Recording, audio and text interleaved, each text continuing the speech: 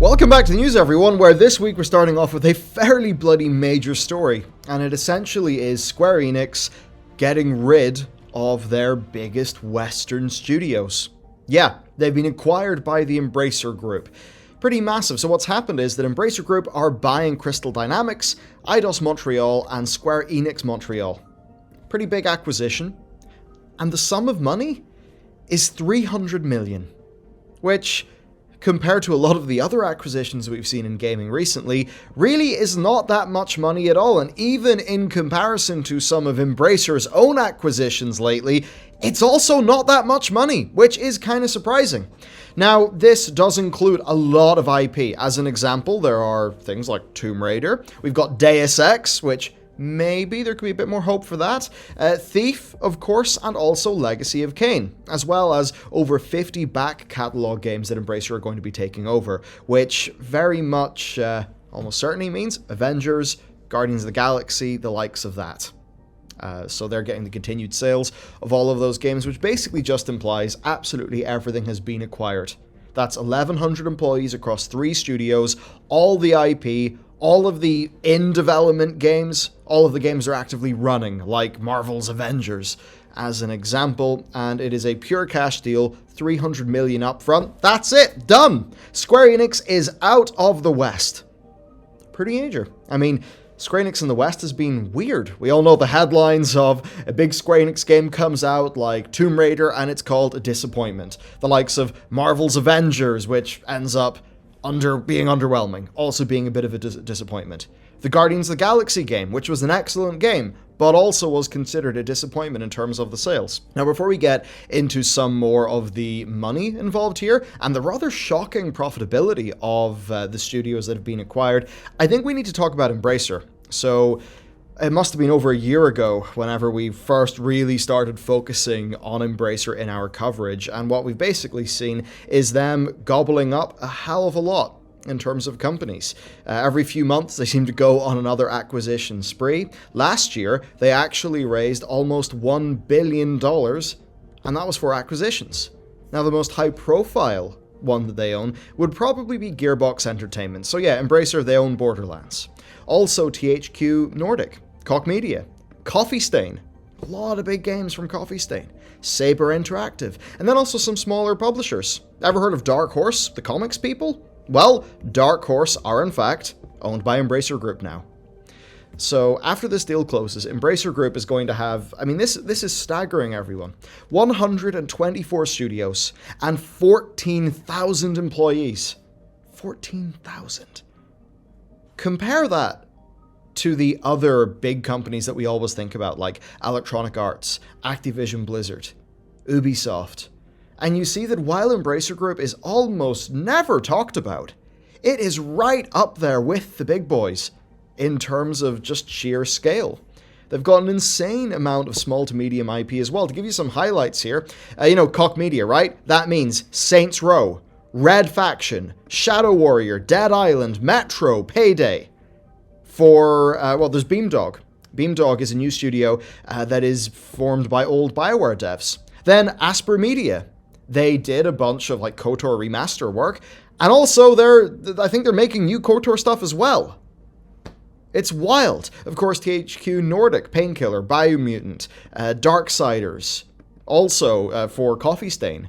I mean, you've got the obvious with Goat Simulator, but also Deep Rock Galactic, which is it's a brilliant game that has performed extremely well. And that's the thing that you really come to appreciate with Embracer Group. They're not really there for those big games that sell 10 million copies or whatever. They seem to more be about having a large quantity of games in their portfolio that do reasonably well. It's almost the opposite of, say, the Activision strategy of going extremely deep into one franchise and maximally monetizing it. So it's quite interesting. Now, there's some key things from their press release that I think are interesting and worth being talked about. They're saying there are not enough resources available in the industry to meet demand. And if you look at the troubles of, say, even companies like Activision Blizzard, the troubles they're having in staffing up, I always go back to the example of Activision Blizzard being happy enough to let Bungie go because Bungie was taking up resources of support studios like High Noon, or High Moon, whatever, who were, of course, from their perspective, better deployed in Call of Duty. Right? They're saying that every developer that they've acquired or could just find to contract, that they're fully utilized across all territories. They say they're buying up AAA studios because there's an increasingly strong demand for high-quality content, including AAA single-player games over the last decade. Now that is an interesting one. If you look at the companies that have been acquired here, the AAA single-player games is exactly that. Less so for Marvel's Avengers, but of course, Guardians of the Galaxy, Deus Ex, Tomb Raider. And I wonder then, these are games that obviously were not performing well enough for Square Enix to be happy, but for Embracer, does this actually fit into their strategy just fine? Now, to talk about a diversified portfolio, I think ultimately numbers help, and they have over 230 games in the pipeline. That's an insane quantity of games, and more than 30 of those are games that you could call AAA. Of course, whenever they acquire these new studios, that means the games that they're currently working on. So as much as they've had a few duds lately, it could be that Embracer is seeing potentially some great upside in the in-development games that they've acquired along with these studios. There's also some interesting things going on with Embracer. They have a whole games archival thing going on, right? The full team categorizing old games and also hardware. They say that their mission is to have a copy of every physical game ever released, which I suppose certainly is cool and is really something they wouldn't have to do because you can't really see that being a goldmine. Now, will these studios be treated well? That's the big question. I mean, when we think about Square Enix in the West, there's so much. I always remember Super Bunny Hop's reporting about Square Enix really wanting to push with the live services, and even some of what that did to the Hitman franchise. Of course, Deus Ex, Human Revolution, a game that initially was scoped to be quite a bit larger than it was. If you ever wondered why the ending of, or not Human Revolution, Mankind Divided, if you've ever wondered why the ending of that just felt like really quick, and the game, it's like a great game, but it doesn't feel like a complete game or the complete story, a lot of that could come back to some Square Enix meddling and some crazy things they were doing with their business model at the time. And when you think about Embracer, what's interesting is they just continually seem to release mid-sized games and pretty competent remasters. All right, we've had Destroy All Humans, Kingdoms of Amalur, Darksiders, SpongeBob, Baldur's Gate. And then when it comes to how studios are being ran, apparently also quite good. So there's an indie, right? It's called 34 Big Things. Now, they were under Saber Interactive, and there's basically just some, I won't go into it fully. The key upshot is that Embracer don't seem to meddle massively with their studios. Now, you could always have the counterpoint with Saber Interactive. Of course, they own Zen Studios, and we recently talked about Zen, the iffy things that was going on with Zen Pinball in like the latest version on the Epic Store and just all of that stuff. But overall, Embracer don't seem to have been raising red flags, things that would make you be very worried about maybe the state of the games they're releasing, interference with the developers, and that should basically mean that it should be okay. I mean, for another good example, take Biomutant. Now, unfortunately, that game, as much as it looked really cool in demos and stuff, it didn't come out great. But what's interesting is that THQ Nordic let that game stay in development for way longer than intended, because THQ let them set their own deadlines, the developers, so they wouldn't be crunched, so they wouldn't be burnt out. While Biomutant is not a perfect game, it definitely has its issues. Skill Up's review, I think, is worth checking out for that game. Imagine how much worse it could have been. Because from everything I understand, it did not really feel like one of those bizarre AAA releases that's clearly like 2 quarters early and is full of bugs and is just a big mess. So I think that's also a pretty good sign for Embracer. Ultimately, they seem to just believe that the games industry is on the up and they want exposure to as much of that as they can. And they probably know that game developers are the people best for doing game development, not them. It's quite interesting.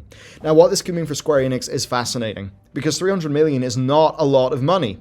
But we got to think about things. So apparently, the 2 Avengers games ended up costing in and around 200 million over like around 2 years. I saw that be reported, and that's quite a shocking number.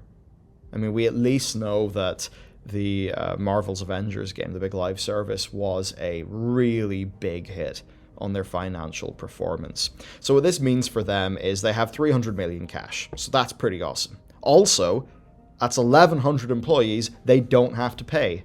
That is a massive back catalogue of games they don't need to think about anymore. So not only do they get a cash injection, but also this will be quite nice for their cash flow. And in terms of what they are giving up in terms of profits, it's not that much when you compare it to the amount of investment that would have to go into these studios. Right? Just their burn rate was massive. Here's a tweet from Daniel Ahmed. For reference, Crystal Dynamics had a profit margin of 3.6% in 2021.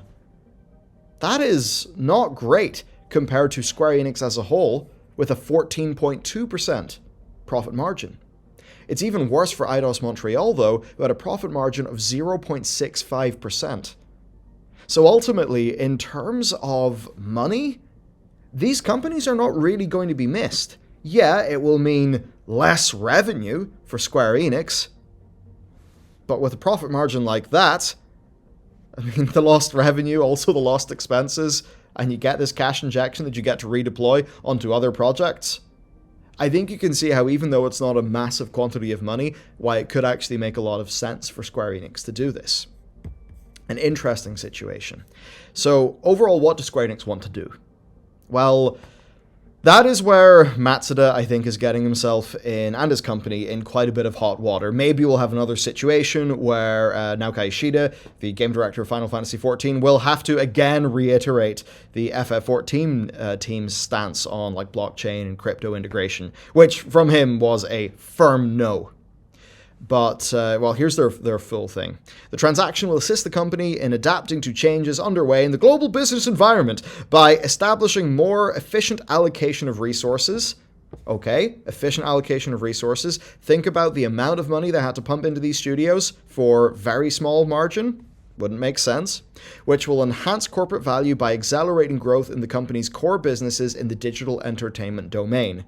So if you're a 14.2% operating margin, and that is, mostly driven by the things you are doing in Japan, obviously you're going to be more efficient. You're going to have more cash, more of your cash flow will be freed up to go into these things that they believe will be driving more of their future growth. Because evidently, continuing on this Western path hasn't really been working. Now, the transaction, they also say, enables the launch of new businesses by moving forward with investments in fields including blockchain, AI, and the cloud. Now, AI and the cloud makes sense. Blockchain, per the market, does make sense. Just some of this shit's what the market wants to hear, everyone. Now, of course, play to earn, things like that. They've talked about it. I think we all know what play to earn would do to our video games. In terms of the incentives, I mean, hey, if you feel a bit iffy about grinds, you do not want play to earn to get into your game, because that will create all sorts of messed up incentives. It's worrying stuff. Now, the weird thing with Square Enix is they have had some absolute hits, absolute bangers like FF14, which I believe is the most profitable game in the history of that franchise, which is an incredible achievement. But they have had a lot of hits and misses. So Chocobo GP, we covered that in a video that actually did pretty well, so you probably did see that. Chocobo GP, which, I mean, should have been a free win, but it was aggressively monetized to a pretty ridiculous degree. Triangle Strategy, well, that was fantastic. It was well received, over 1 million copies sold, which is pretty damn impressive considering the genre. Then, of course, we've got Babylon's Fall. Remember Babylon's Fall? Tell you what, I'm going to do this live right now. And there you go, 69 people were playing it 19 minutes ago. 24-hour peak for the big new live service action game from Platinum, creators of Bayonetta. And of course, Nier Automata, one of the, some people would say one of the best games ever made. So to have a 77 24-hour peak, I mean, man, that is pretty damn brutal. So it was a massive flop. You've got Stranger of Paradise. Actually, it's an excellent game and brilliant for the fans of the franchise. But it sold low in Japan, which was surprising to me, and we actually don't know Western numbers. Now, that is a bad sign because with Triangle Strategy, it came out, I think, 2 weeks before Stranger of Paradise. And we do know its numbers. So generally, if the numbers aren't shared with us, it means they're not exactly numbers that they would want to share. So basically, they can do well. They're trying to push live service in mobile. They're struggling with some of that working. They have had some mobile hits, and of course, FF14 has been incredible for them.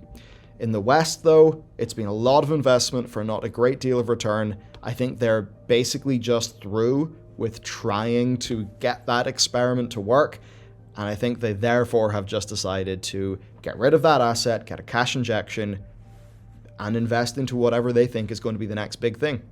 I think that's essentially the situation. Ultimately, though, I will say this, right? When I think about the likes of Deus Ex, I mean, Human Revolution is one of my favorite games. Maybe just hit at the right time, but man, I love that game.